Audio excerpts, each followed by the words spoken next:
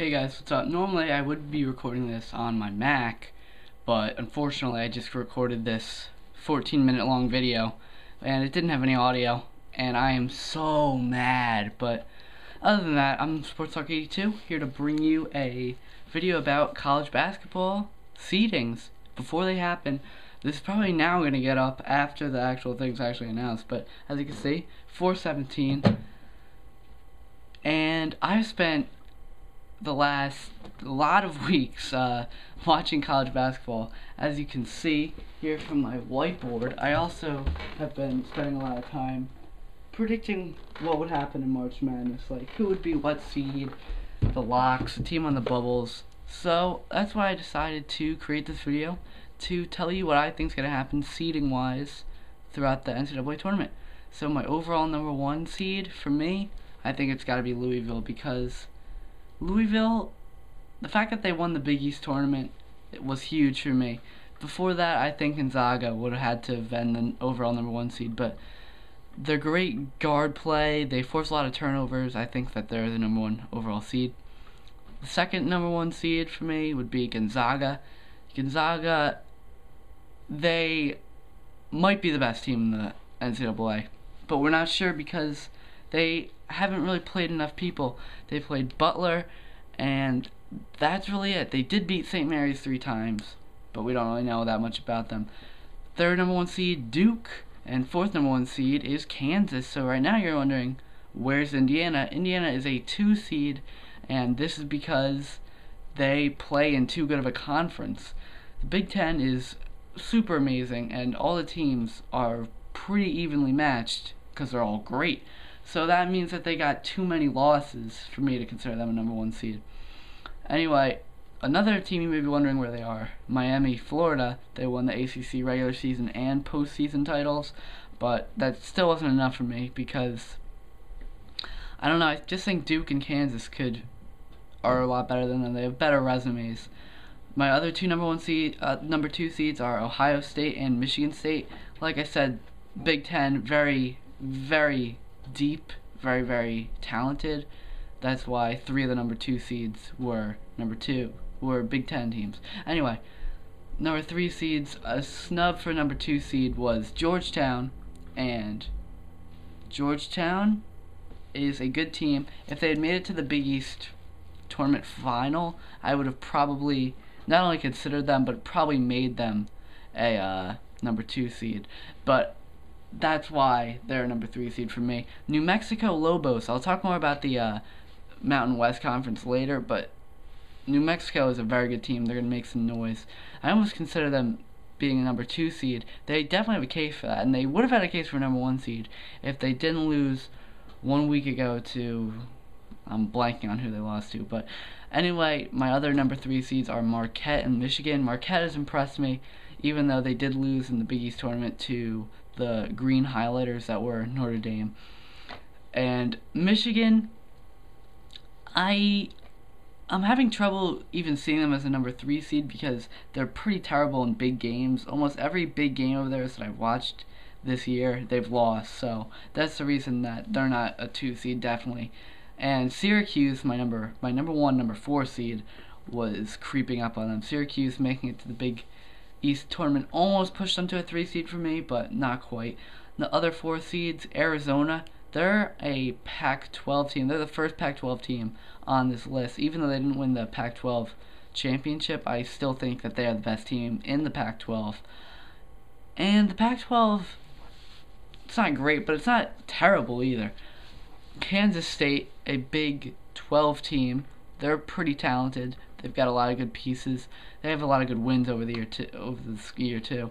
My last number 4 seed is Wisconsin. Again, remember that awesome, very deep Big Ten conference. My number 5 seed, right now you're wondering, where's Florida? Florida is a number 5 seed for me, but they're not the first number 5 seed. The first number 5 seed for me is Oklahoma State, and even though they lost to Kansas State 2 times over like the last 2 weeks of the season, I still think that they're a very good team. It's just that Kansas State is better. And now finally Florida. Florida represents to me the SEC's mediocrity. Every team in the SEC is just mediocre. Kentucky, underachieving, mediocre.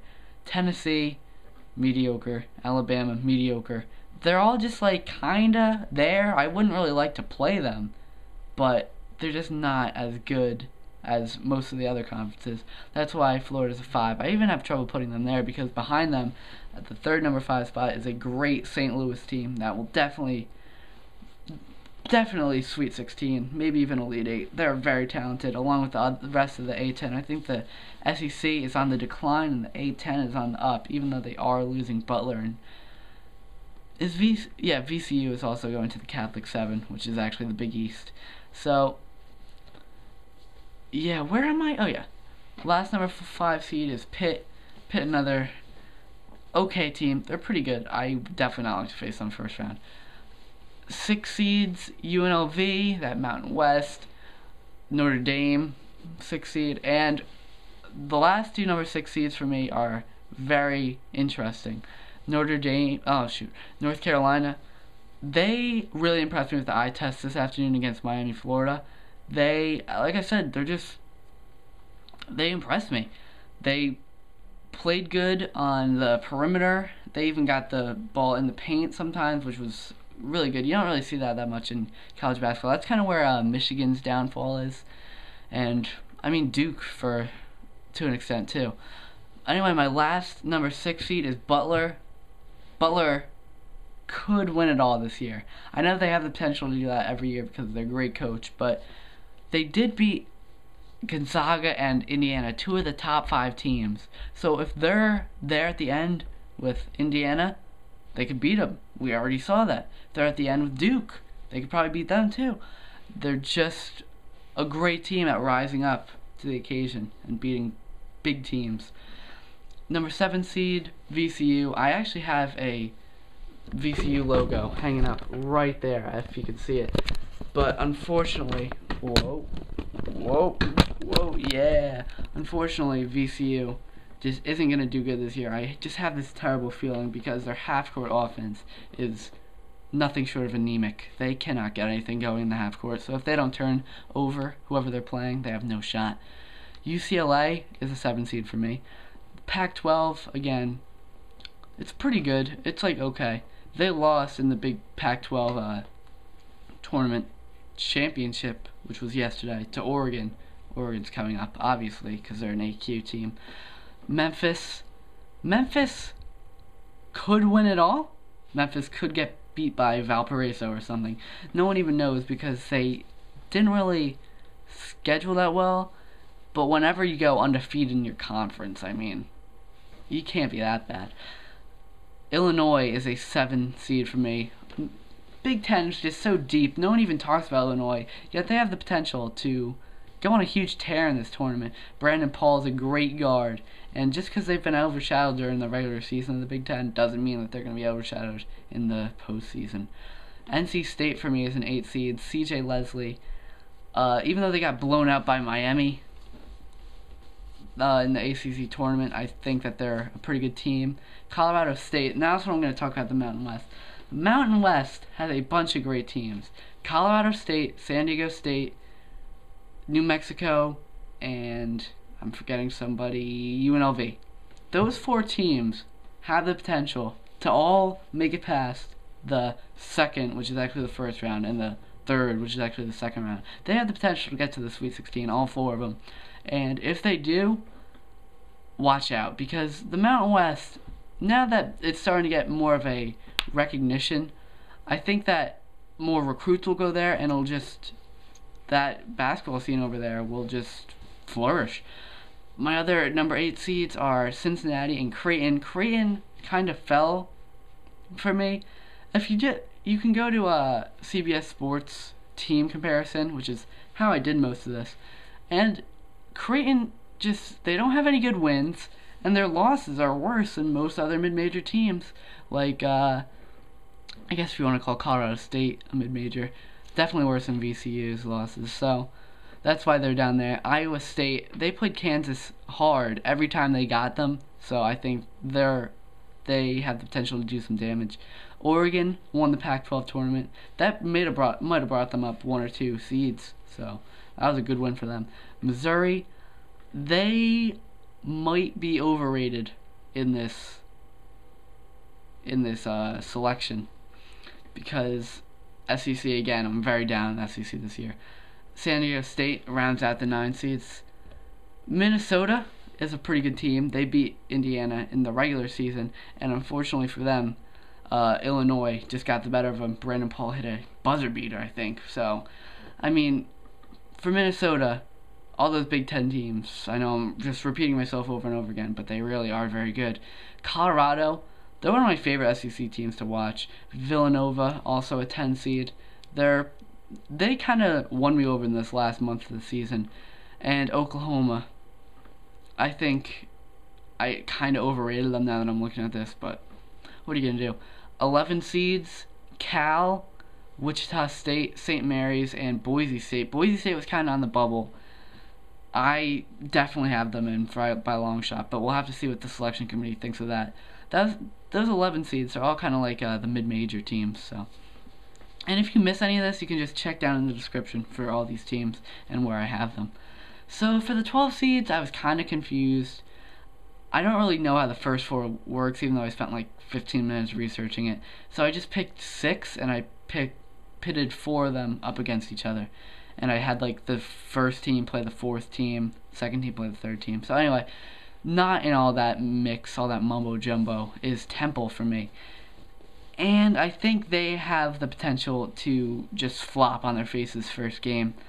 They haven't really impressed me, especially their loss to UMass. Even though I think UMass is a good team, and we're very close to getting into this tournament, I just don't really like Temple this year. Ole Miss, they saved themselves a lot of, what's the word I want to use here? They saved themselves a lot of aggravation and kind of sweating stuff out by beating Florida earlier this afternoon, and that was a pretty good win for them. And even if that wasn't an AQ, them beating Florida, that would have just got them in anyway. So here come the first 4. The first team is LaSalle. Second team, Maryland. Third team, Middle Tennessee. So, well, let me talk about Maryland real quick. I'm doing this pretty wrong, but Maryland, them beating Duke 2 out of 3 times was good enough for me to get them in. And Middle Tennessee going 15-1 in your conference is always impressive. So Maryland and Middle Tennessee will play each other, and LaSalle will face the last team, at-large team in the field, which for me had to be Baylor. And Baylor is not gonna wow anyone with their resume, but they do have a star in Pierre Jackson, and I think that since they got here last year, they have a lot of experience. They have a couple guys coming back from that team.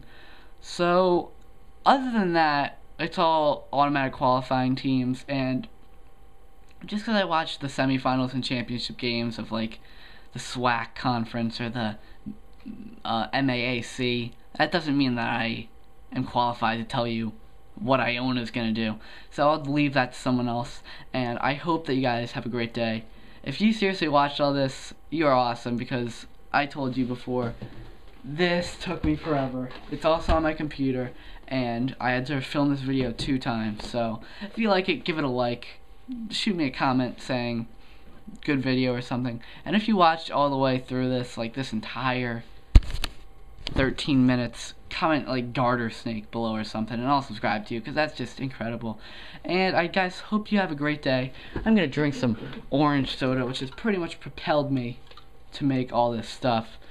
Long live orange soda, long live the king, which is me. Just kidding, it's not. And hope you guys have a lot of great college basketball to watch, which you do. So that's awesome.